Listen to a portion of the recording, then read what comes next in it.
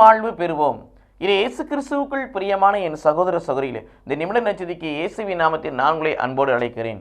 நிலை வாழ்வு பெறுவோம், முடிவில்லா வாழ்வு பெறுவோம், விண்ணக வாழ்வு பெறுவோம், பரலோக வாழ்வு பெறுவோம். எத்தகைய வாழ்வை பெறுவதற்கு நாம் இந்த பூமி இருக்கின்ற என்ன செய்ய வேண்டும்? எபிரேயர் 11:6 வாசிக்கிறோம். இயேசு கடவுள் இருக்கிறார் என்றும் தம்மை தேடுகிற பிள்ளைகளுக்கு கைமாறு அளிக்கிறார் என்று நம்ப வேண்டும். கடவுளை நம்ப வேண்டும். கடவுள் அனுப்பிய மகனாகிய ஆண்டவராகிய இயேசு கிறிஸ்துவை நம்ப வேண்டும். யோவான் நற்செய்தி 3:15-16 வாசிப்பது போல மனுமகனின் விசுவாசம் கொள்ளும், மனுமகளின் நம்பிக்கை கொள்ளும் எவரும் முடிவெல்லாம் வாழ்வை பெறும் பொருட்டு தன் ஒரே பேரான மகனை உலகிற்கு அளிக்கும் அளவுக்கு கடவுள் உலகின் மீது அன்பு கூர்ந்தார். கடவுளை நம்ப வேண்டும். நம்பிக்கை கொண்டவர்களாய், விசுவாசம் கொண்டவர்களாய் நாம் இருக்க வேண்டும். அந்த நம்பிக்கை, அந்த விசுவாசத்தை உங்கள் வாழ்க்கையில் உருவாக்கி கொடுப்பதும் ஆண்டவராகிய இயேசு கிறிஸ்து தான்.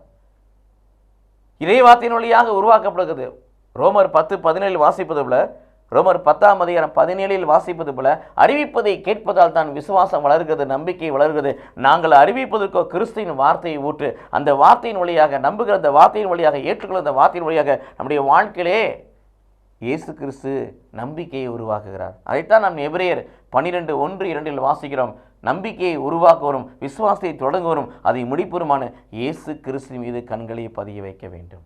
நிலை வாழ்வு பெற வேண்டும் என்று சொன்னால் இயேசுவின் மீது கண்களை பதிய வைப்போம். நிலை வாழ்வு பெற வேண்டும் என்று சொன்னால் அவனுடைய வார்த்தைக்கு செவி கொடுப்போம். நிலை வாழ்வு பெற வேண்டும் என்று சொன்னால் கடவுள் இருக்கிறார் என்றும் தம்மை தேடுகிற பிள்ளைகளுக்கு கைமாறு அளிக்கிறான்னு நம்பி விசுவசித்து அவரை தேடுவோம். நிலை வாழ்வை பெற்றுக்கொள்வோம். கடவுள் நம்மை ஆசீர்வதிப்பாராக. ஆமென்.